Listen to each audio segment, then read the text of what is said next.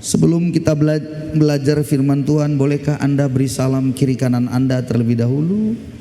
Mungkin tadi belum bersalaman, baru lihat di belakang Anda. Ya, si Tuhan. Saudara-saudara, bagaimana keadaan Anda? Baik-baik? Luar biasa, haleluya. Amin, amin. Saudara-saudaraku, saya hari ini ingin berbicara tentang kasih yang memang adalah dasar kita berbuah. Tema kita bulan ini berbicara tentang berbuah sebagai tanda kita itu taat. Jadi kalau kita belajar taat, maka kita pasti berbuah. Tapi apakah dasar semuanya itu? Dasar kita bisa menjadi orang yang taat dan kita menghasilkan buah, dasarnya adalah kasih. Nah, saudara-saudara, kasih yang bagaimana menurut kita? Pertanyaan saya pada hari ini, kalau Anda berhasil, kalau Anda beruntung, kalau Anda seorang pebisnis, kalau Anda punya berkat dan dapatkan berkat dalam bentuk apa saja Anda memperoleh, tentunya saya dan percaya semua kita setuju, kita akan berkata, kasih Tuhan sungguh luar biasa pada saya. Betul gak saudara-saudara? Kalau banyak uang, Anda dapat rezeki, Anda punya uang, Anda dapat, dan saudara akan bergirang. Dan kalau ditanya, kenapa bisa begitu? Anda pasti akan berkata, kasih Tuhan luar biasa. Tapi saya kembali kepada kebalikannya. Kalau Anda sakit, kalau Anda tertipu, kalau Anda punya banyak pergumulan, kalau Anda jatuh di dalam kegagalan Anda, dan Anda mungkin bisa saja jualan atau berdagang rugi, pertanyaan saya, masihkah bisa kita berkata, kasih Tuhan pada saya? Halo, bagaimana? Terlalu gampang buat kita ketika kita mendapatkan berkat, kita memperoleh sesuatu yang berharga, kita mendapatkan sesuatu yang baik menurut kita, dan betapa gampangnya bibir mulut kita berkata, baik kali kau Tuhan. Betul kan? Tapi begitu datang sakit, begitu datang kegagalan, begitu datang sebuah kecerobohan kita, kebodohan kita, dan akhirnya kita rugi. Lalu kemudian juga bisa jadi karena banyak masalah yang kita hadapi dari orang-orang yang ada di sekeliling kita. Siapakah itu? Entahkah itu seisi rumah, entahkah itu tetangga, lingkungan, tempat pekerjaan. Masihkah bisa kita berkata bahwa baik kali kau Tuhan? Saudara-saudara, itu sebabnya hari ini saya mau berbicara tentang kasih itu. Mari saya jemput kita untuk melihat Roma pasal 8. Menurut saya semua kita sudah biasa dan mungkin sudah sangat familiar mendengarkan ayat ini, membaca ayat ini. Roma 8 ayat 31 dan 32. Mari kita lihat sama-sama. Kita baca bersama-sama 2, 3 ya. Sebab itu, apakah yang akan kita katakan tentang semuanya itu? Jika Allah di pihak kita, siapakah yang akan melawan kita? Ia yang tidak menyayangkan anaknya sendiri, tapi yang menyerahkannya bagi kita semua. Bagaimanakah mungkin ia tidak mengaruniakan segala sesuatu kepada kita bersama-sama dengan Dia? Paulus bertanya ini dalam kalimat pertanyaan ini semua. Tapi dalam kalimat pertanyaan ini sebenarnya dia sedang meyakinkan umat Tuhan di Roma, di mana dia menuliskan surat ini kepada jemaat itu. Apa yang mau kita katakan tentang semuanya itu, katanya. Apalagi katanya. Kalau Allah di pihak kita, Siapa yang bisa melawan kita? Apa maksudnya? Allah di pihak kita itu apa maksudnya? Lalu ayat 32 dia berkata, iya, Allah itu sendiri Bapa yang tidak menyayangkan anaknya sendiri, tetapi menyerahkannya bagi kita semua. Apa maksudnya ini menyerahkannya bagi kita semua? Itulah yang disebut di dalam kitab Roma ini, bahwa manusia berdosa dan kemudian mati, maut ada padanya, tetapi kemurahan Tuhan jugalah dia datang dalam rupa manusia dan dia mati di kayu salib untuk kita. Kita sudah berulang kali belajar dalam minggu-minggu yang lalu bahwa Yesus mati untuk dosa-dosa kita. Itulah yang dimaksud ayat ini, menyerahkannya bagi kita semua. Jadi Allah sendiri yang turun menjadi manusia dan dia menyerahkan nyawanya untuk kita.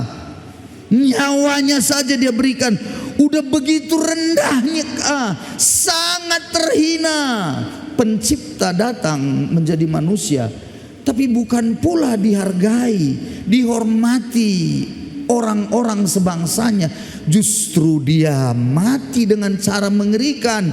Dan memang untuk itulah dia datang. Untuk itu pula lah dia mati memang untuk kita.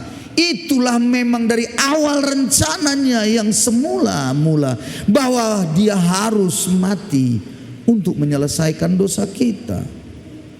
Dan ayat ini berkata, kalau dia saja tidak menyayangkan anaknya itu, bagaimanakah mungkin ia tidak akan mengaruniakan segala sesuatu kepada kita bersama-sama dengan dia. Kalau dia saja menyerahkan nyawanya, anaknya yang tunggal itu dia berikan untuk kita, mati secara mengerikan karena dosa kita, dia mati menyelesaikan dosa itu. Bagaimana mungkin dia tidak mengaruniakan segala sesuatu kepada kita? Bagaimana mungkin dia tidak akan menolong saudara dan saya? Bagaimana mungkin dia tidak akan membantu kita dalam kegagalan-kegagalan kita? Saudaraku, ribuan kesalahan kita pasti lakukan. Ribuan kegagalan bisa aja kita alami. Banyak hal yang mungkin kejatuhan kita. Saudara, minggu yang lalu saya sudah bilang, dosa itu ada dua jenis. Apa itu? Dosa yang ketahuan dan yang tidak ketahuan. Yang mana Anda? Ini yang semua pelayan, ini semua yang perjamuan kudus. Yang mana kalian? Baju memang putih, tapi yang mana? Apakah karena dosa yang tidak ketahuan maka terpilih hari ini jadi pelayan hari ini? Bagaimana dengan Anda hari ini semua di sini? Apakah karena dosa yang tidak ketahuan itu maka Anda masih bisa berdiri di sini? Apapun ceritanya, bagaimanapun kegagalan Anda, ayat ini berkata, bagaimana mungkin dia tidak mengaruniakan segala sesuatu pada kita? Itu sebabnya ayat yang ke-38, lompat saja dengan cepat. Sebab aku yakin bahwa baik maut maupun hidup, baik malaikat-malaikat maupun pemerintah-pemerintah, baik ada sekarang maupun yang akan datang, atau kuasa-kuasa baik yang di atas maupun yang di bawah, ataupun sesuatu makhluk lain, tidak akan dapat memisahkan kita dari kasih Allah yang ada dalam Kristus Yesus Tuhan kita. Baik maut maupun hidup, baik kegagalan, baik mungkin itu merupakan suatu kesalahan yang kita lakukan, baik mungkin sesuatu yang hari-hari ini kesulitan yang kita hadapi, Kalau kita menyadari kembali kepada Kristus yang sudah mati di atas kayu salib untuk kita, maka kita akan sadar, sekalipun aku gagal Tuhan, sekalipun aku sudah jatuh, sekalipun aku ini bodoh sekali Tuhan, tapi kita akan berani berkata, tidak akan bisa melepaskan aku dari kasih-Mu yang sesungguhnya. Pada akhirnya hanya kasih-lah yang akan tinggal, saudara-saudara. Dengar, kita semua yang berkeluarga, cantik, kemolekan itu langsing. Kau langsing kan? Bukan langsung. Begitu badannya itu, wish, luar biasa. Yang laki-laki mungkin bukan lagi hanya ini sispek, kekar. Dengarkan, dengan semua ketampanan, kecantikan, kemolekan itu, pada akhirnya dalam berkeluarga hanya kasih itulah yang akan tinggal. Kemolekan itu akan lenyap, betul? Kecantikan itu akan lenyap. Makanya biarlah kita sebagai suami istri dalam berkeluarga, berjalanlah dalam kasih itu. Kalau bukan karena kasih itu, nggak bisa kita berjalan bersama. Betul apa tidak, saudara-saudara? Makanya saya suka bilang sama bapak-bapak, sayangilah istrimu, kasihilah. Istri juga kasihilah, sayangi suamimu, karena tinggal itu yang tinggal nantinya, tidak ada yang lain. Memang 1 Korintus 13:13 berkata, demikianlah tinggal ketiga hal ini, katanya. 1 Korintus 13:13, memang demikianlah tinggal ketiga hal ini. Apa itu? Iman, pengharapan, dan kasih. Betul. Tapi yang menariknya dia katakan apa? Dan yang paling besar di antara itu adalah kasih. Maksudnya iman, pengharapan, dan kasih tinggal bersama kita ini semua. Betul. Iman, pengharapan, kasih. Yes. Tapi yang tinggal nantinya, yang terbesar itu maksudnya, waktu nanti kita ke dalam kerajaan surga, iman gak ada lagi, pengharapan tidak ada lagi. Tapi dalam kerajaan surga, kasih masih tetap ada. Kenapa? Karena Allah adalah kasih itu sendiri. 1 Yohanes 4 ayat 8 berkata, Allah adalah kasih. Jadi kasih itu sifatnya memang kekal, tidak berubah. 1 Korintus 4 ayat 8 ini mengungkapkan kepada kita bahwa kasih itu adalah Allah sendiri. Sehingga esensi karakternya Allah itu akan tetap ada. Bahkan setelah dunia ini berlalu, dalam kekekalan itu pasti tetap ada. Kasih tidak pernah usai. Di surga pun nanti kita, bagaimana kita menyembah Allah kita, kita memuji menyembah Dia dengan apa? Dengan kita melakukan semuanya itu dalam kasih. Jadi kasih tak berkesudahan. Itu sebabnya saudara-saudara, saya percaya sekali bahwa kasih adalah akar dari segala buah-buah roh yang kita lakukan. Kasih itulah yang membuat kita bisa berbuah terus dalam hidup ini. Dan yang menariknya, salah satu buah roh nomor 1 dituliskan dalam kitab Galatia 5 ayat 22. buah roh itu disebutkan langsung yang pertama adalah kasih. Buah roh adalah kasih. Baru sukacita, damai sejahtera, kesabaran, kemurahan, dan seterusnya.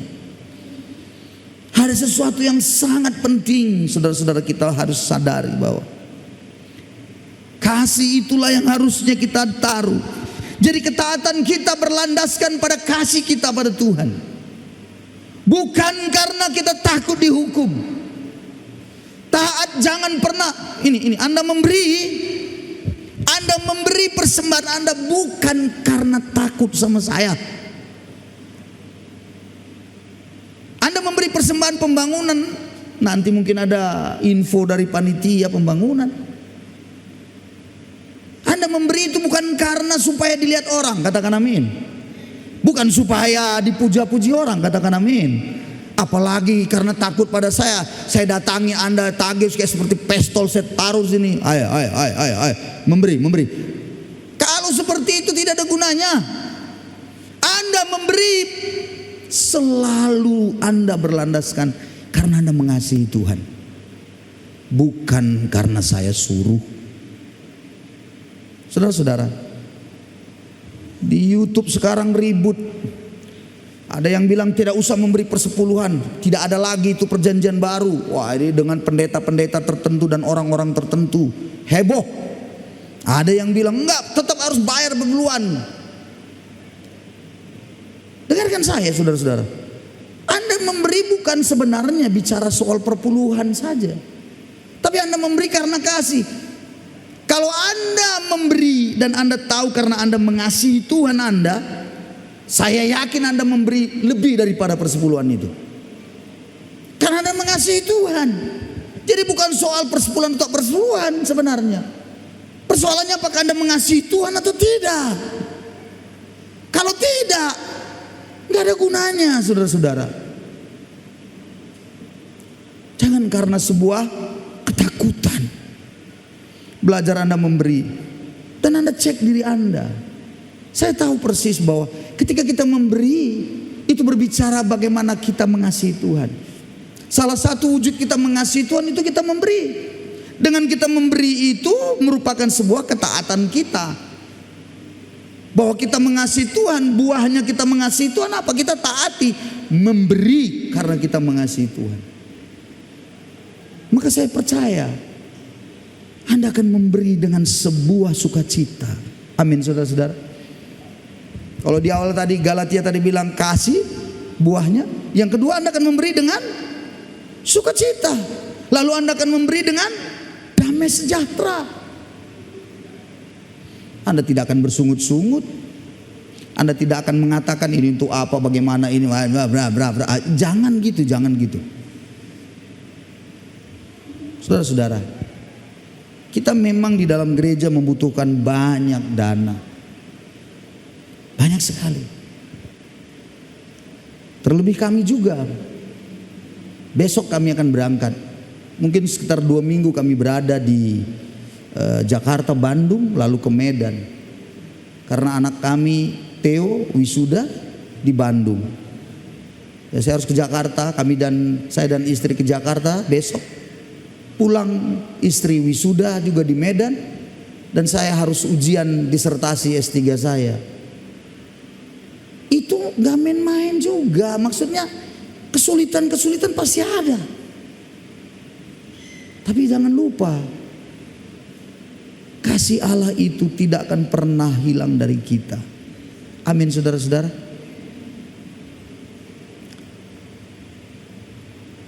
Mari kita lihat lagi di dalam kitab 1 Yohanes berkata, Yohanes pasal 14 berkata, ayat yang ke-15.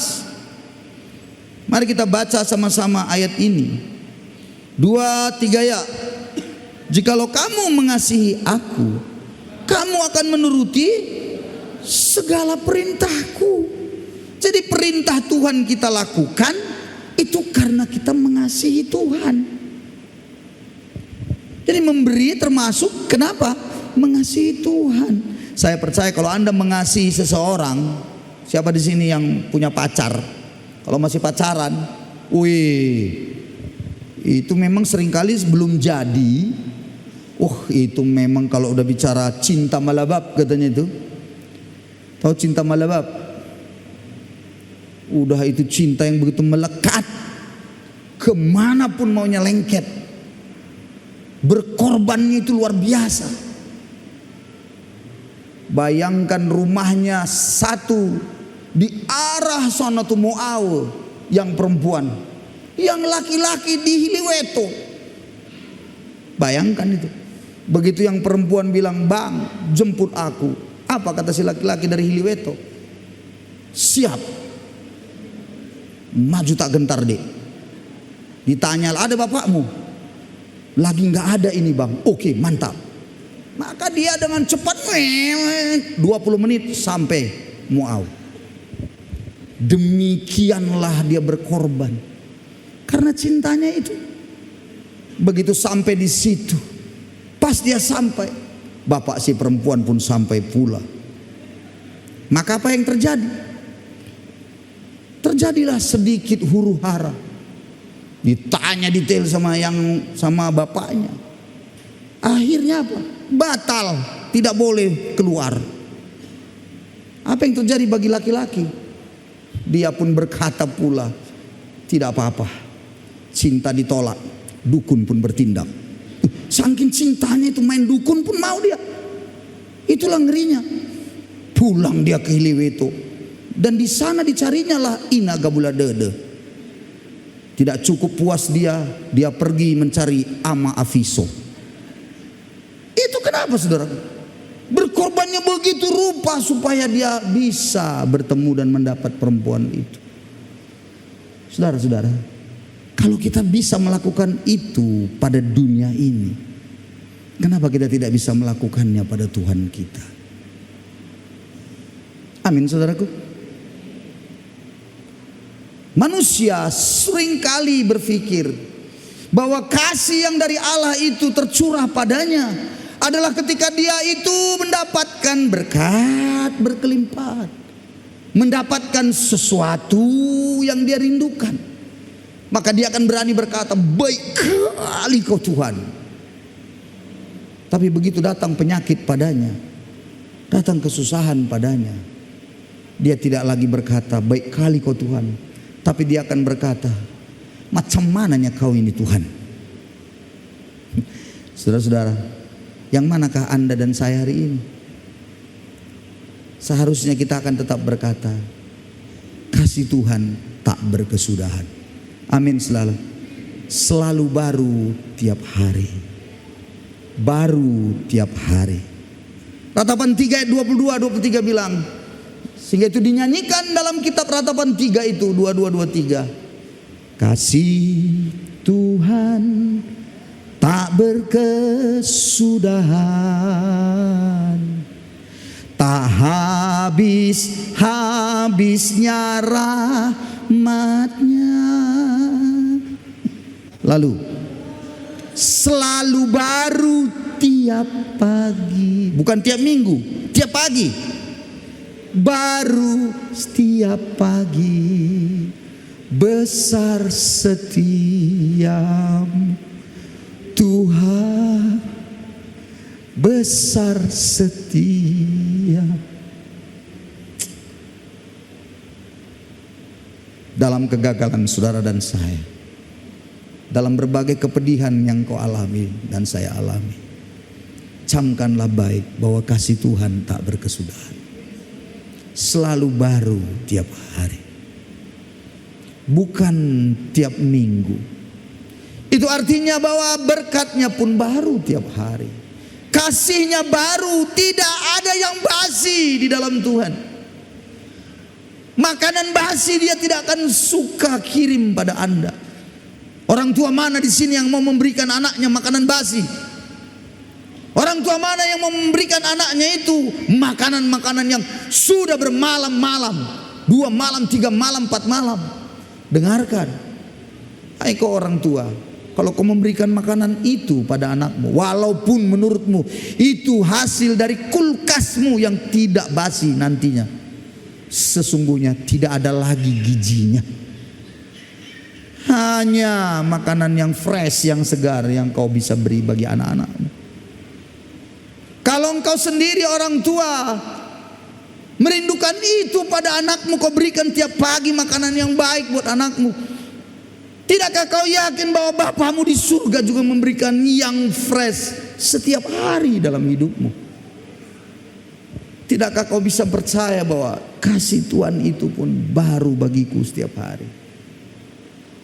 Terlepas dari semua kegagalanmu, terlepas dari semua kegagalan kesalahan kita, terlepas dari kebodohan dan kebodohan demi kebodohan yang kita lakukan, terlepas dari betapa banyaknya Anda melakukan kesalahan,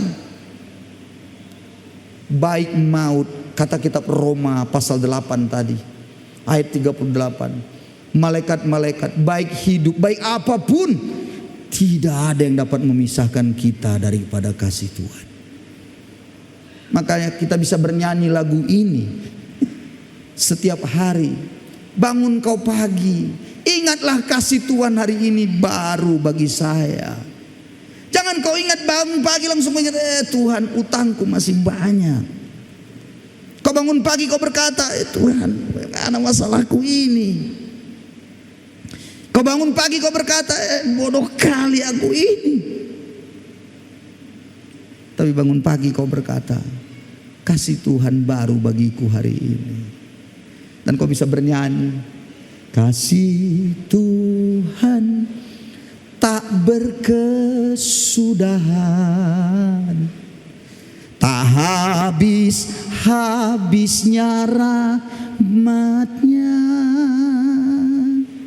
selalu baru tiap pagi, baru setiap pagi. Besar setiamu Tuhan, besar setiamu. Menggoreng kau ibu, memasak kau. Kau tahu suamimu agak tulalit. Seringkali suamimu mungkin ajaib kali perbuatannya. Tetaplah kau bernyanyi. Gorenglah telur itu dengan penuh rasa syukur. Goreng ikan itu dan nyanyikan dengan baik. Jangan kau nyanyikan lagu lain. Pulangkan saja ku pada nenekku. Enggak perlu kau nyanyi kayak gitu. Enggak perlu. Enggak ada berkatnya buatmu. Kasih Tuhan tak kau masukkan ikan, tak habis, goreng lagi. Rahmatnya, saya yakin ikanmu enak. Katakan kiri kanannya, aku mengerti siapa yang dimaksud, bilang. Haleluya saudara-saudara. Yakinlah makanan Anda pasti luar biasa. Tahukah Anda, orang jangankan masak, kami di kampung kami Tanah Karo sana, kalau kami pergi mau ke ladang, nenek saya zaman dulu itu padahal belum ada agamanya. Agamanya masih agama perbegu. Masih perbegu itu. Yang dia sembah-sembah itu roh-roh yang ada di Gunung Sinabung itu. Apa dia beritahu? Ketika kami mau ke ladang, saya sebagai cucunya dengan yang lain-lain mau ke ladang, berkelahi di rumah, ribut bertengkar, lalu mau pergi ke ladang. Apa kata nenek saya? Dalam bahasa Karonya dia bilang, "Ulane kok kujuma, jangan kau ke ladang. Gua ape pagi mati kena cinandai." Kata. Apa dia bilang? Mati itu semua cabai itu kau bikin, katanya. Gak usah kau ke ladang. Kata. Kenapa? Kalau kita bawa kemarahan, kebencian, dendam kita mengerjakan sesuatu, camkanlah bahwa tidak akan ada hasilnya yang baik. Itu sebabnya nenek saya suka bilang, jangan kau ribut-ribut selalu, jangan berkelahi. Lah kari murah rezeki entah, katanya. Enggak, nanti gampang, enggak murah rezeki kita, tahu kau, katanya. Itu nenek saya yang tidak ada agamanya. Kok dari mana dia tahu itu? belum Kristen juga, nggak ngerti dia sebenarnya. Tapi ternyata itu bukan bicara soal agama, itu bicara tentang nilai-nilai kehidupan yang dia terima. Jadi tidak beragama pun zaman dahulu orang tua kita, dia sudah menangkap nilai-nilai hidup. Wah, luar biasa. Saudaraku, mari hari ini saya mengajak saudara hari ini menyadari bahwa kasih Tuhan itu selalu baru bagi kita. Amin, saudara-saudaraku. Di surga nanti hanya kasih itulah yang akan tinggal. Iman sudah hilang. Iman itu dalam dunia ini, pengharapan sudah hilang.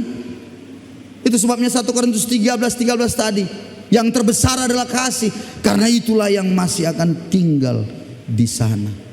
Dan kalau kita mengasihi Tuhan, kasih itu ada pada kita, di sana pun kita, dalam kita beribadah nantinya, di dalam kerajaan surga kita memuji menyembah Dia, juga semuanya karena kasih kita pada Tuhan. Saya akhiri, saya tutup hari ini Alkitab saya. Tapi satu hal yang pasti saya berharap, jangan sampailah kita kehilangan kasih Allah dalam hidup ini.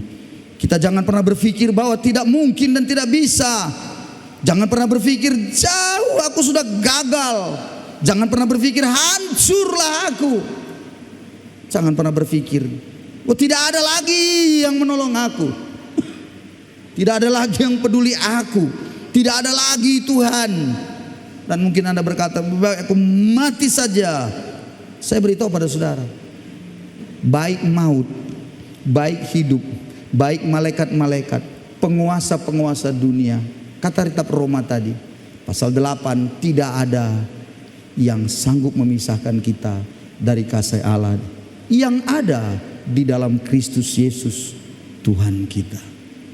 Maka dengan demikian, marilah kita hari ini menyambut perjamuan kudus kita dengan kita menaruh dalam diri kita bahwa kasih Allah tidak berkesudahan. Amin, saudaraku. Mari kita naikkan lagu ini dan kita bersama-sama untuk kita semua persiapkan diri kita untuk mengingat kasih Allah itu melalui perjamuan kudus yang hari ini kita sama-sama nikmati. Persekutuan dengan Tuhan, menikmati anugerah di mana kasih itu kita nikmati hari ini. Haleluya.